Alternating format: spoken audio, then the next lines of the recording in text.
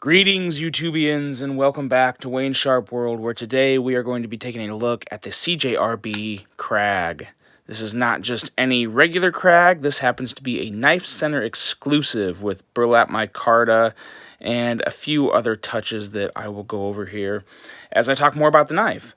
But before I go any further, I want to thank you guys for tuning in today. If you like what you see, please do me a favor, hit that subscribe button. I'm getting ever so close to 1,000 subscribers, and I am ready to do a giveaway. When I hit 1,000 subscribers, I will do that giveaway. So please hit the subscribe button. Now, let's go over some specs on this knife.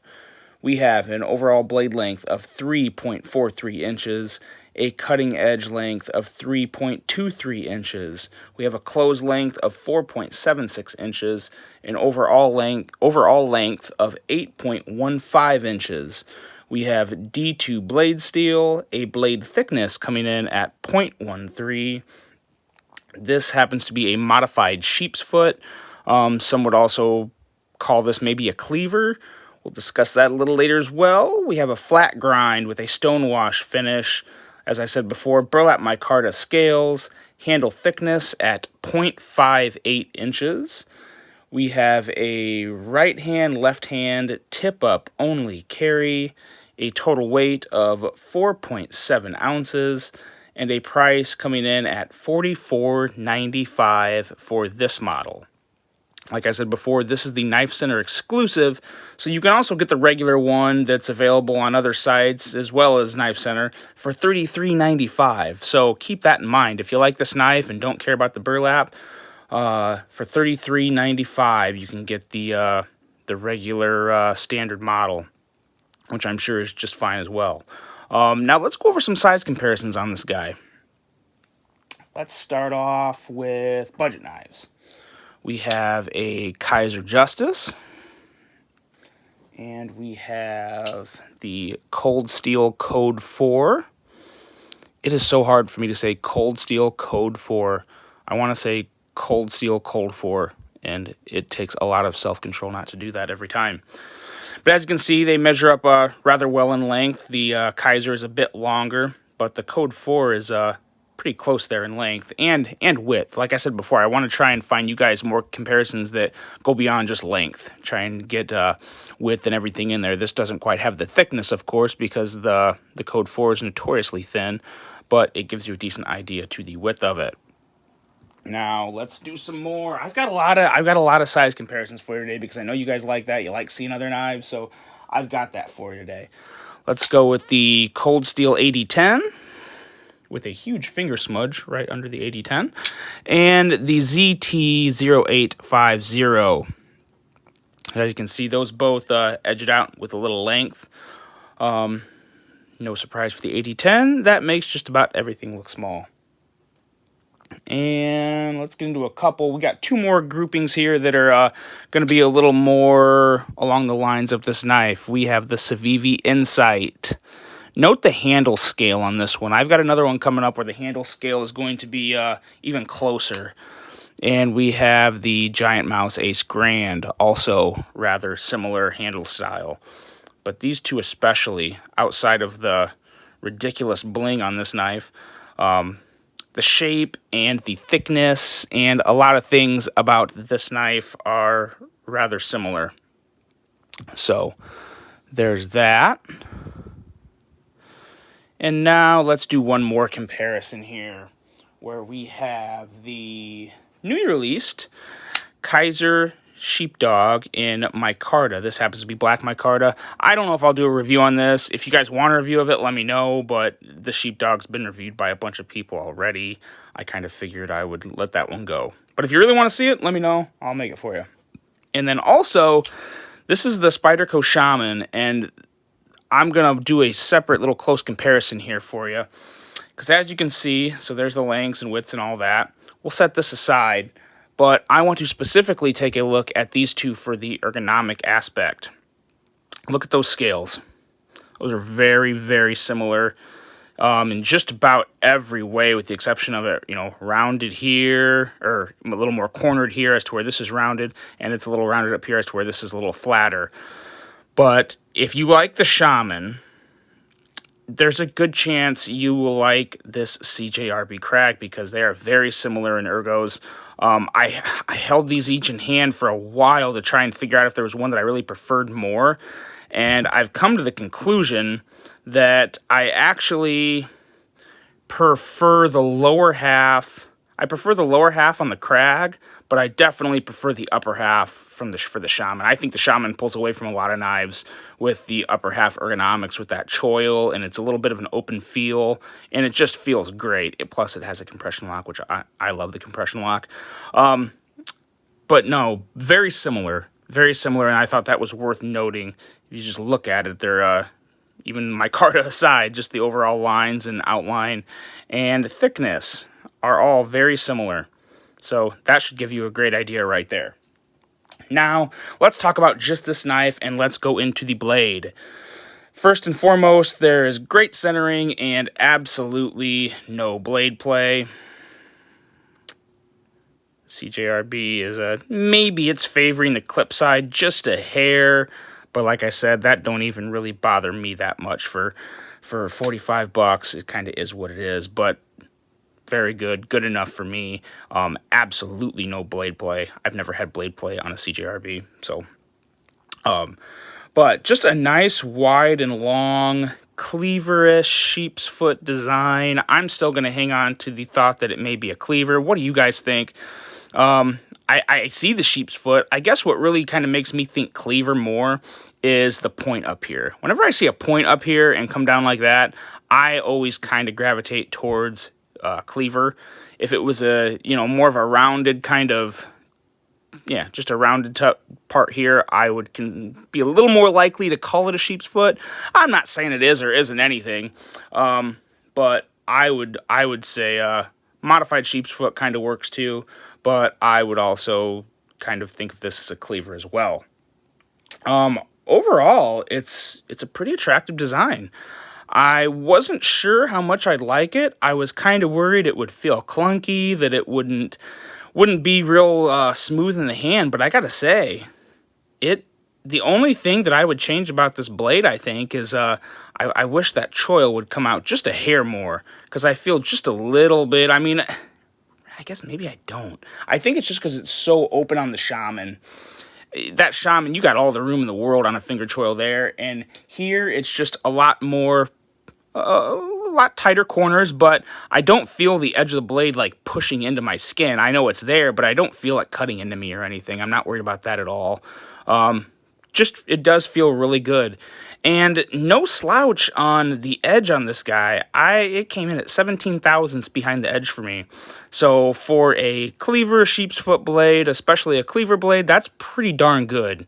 That's going to do the job just fine. It's going to be a relatively slicey knife, and as long as you keep that edge sharp, it's going to work wonders for you. And a powerful blade too, a very powerful blade with so much stock and a thin flat grind almost to the top. It's definitely not a full flat grind, but it goes pretty high up there. So this is going to slice just fine for you. It is a heavy blade, and you feel it when you're deploying it. Not necessarily a bad thing, but one of the things that I was kind of concerned about, we'll talk a little more about that, though, when we get into the action on this. And even as a cleaver sheep's foot design, I do like how it still has a pointy tip. That's always been one of the kind of drawbacks for me on sheep's foot, is I always like a pointy tip if I ever need to do any, thrusting or stabbing into a bag or anything like that. It's always nice to have a tip on there, and one that'll actually penetrate. So now you're obviously not going to penetrate all the way through, but you can get a little pokey with this if you wanted to. Just wouldn't be going very deep. Definitely in need of some jimping here. I look at this as a work knife. A knife that is made to be used and probably even abused. And it's hard to really, go to town on something without jimping on the spine. Especially with a cleaverish sheep's foot blade. Jimping would look fine on this. It really needs some jimping right here. Definitely needs it. Just right there, too. Maybe just like an inch, 3/4 of an inch out to the CJRB logo, something like that. But it definitely needs some there. And it could also use some on the flipper tab, especially with the way it is angled. We'll talk more about that on action as well. Let's get on to the handle and ergos, which I've already gave you guys a little insight as to what I think about these ergos. I think they're actually really good. The only thing is the pocket clip, and it's more so just this area right here. There's such a big dip in this part of the clip here. You kind of feel that on your hand. You'd have to really be going to town on something for it to actually cause a blister or really irritate you, though. So not the end of the world. If you've had a CJRB, you know, it's the pocket clip is the same, you know. So it's you know, take it or leave it. But for a budget knife, you get what you get. But I will also want to point out that this is a perfect pocket clip. Look at that. Recessed screws, recessed clip. Looks very, very nice. Well job, CJRB and Knife Center. And another thing I want to point out that doesn't get pointed out enough, and it really bothers me because they always do it on budget knives. They have a stonewash blade, which is great, but then they have a satin clip. And Knife Center made the decision to actually stonewash this clip. And I love that. I absolutely love it. I always like the clip matching the blade. And on the camera, this may look a little more satiny than this, but it's not. Trust me. There you can see the stonewash on there compared to the stonewash up here. It's basically the same. And it looks great. It's an extra little touch to where it takes away a little of the shine from the handle of the knife and when it's in your pocket. I just think that is a great idea, and I wish every budget knife manufacturer in general would do that. I hate having a stonewash blade and a satin clip. It's one of the very few drawbacks of this Kaiser Sheepdog. Look at that. It's like looking into a mirror. Even though this is a stonewash blade too, so that really needs to, I'm going to acid wash that or something. That drives me crazy. Don't mean to digress, but that was just a really good example. But no, overall, I thought they did a lot of nice little touches. I'm not a huge fan of the red on the collar here, but I don't hate it. I kind of wish it would just be bronze, because bronze, brown, it's kind of like, bronze and leather. It just goes together well. Even though this is obviously not leather, I'm well aware of that. But I don't know. It looks okay. It looks okay. I like it better than orange. I feel like orange is always the easy one to go to, and especially since Knife Center was doing this exclusive, they could have very easily went orange since it's one of their brand colors, but they went with red. So I kind of like that, but I also kind of wish it was bronze. You just kind of take it or leave it for me, but it kind of is what it is. Now, if this is black burlap in that red, whoo, that'd be pretty sweet. But nonetheless, it still looks good. Still looks good. Yeah, just say one more time how much I like this clip, how much they stonewashed it, and the recessed screws and clip and everything. That was an excellent job. Done really well. What else do I have to say about the ergos of this guy? That's really... it wants to be held. I will say, if you're one that doesn't use the choil, I don't know how you'll feel about this, but this knife really begs to be held with your finger in the choil at all times, and it feels great. I love using the forward choil on a knife, so I'm never going to have a problem with that. Big fan of the finger choil, and this just really wants you to hold it there. It begs you to do it, so you just make it happy and do it, It's all good. But no, I like this a lot. I like the choil. Like the ergos. Overall, it gets 2 thumbs up in that category. And the last category, action.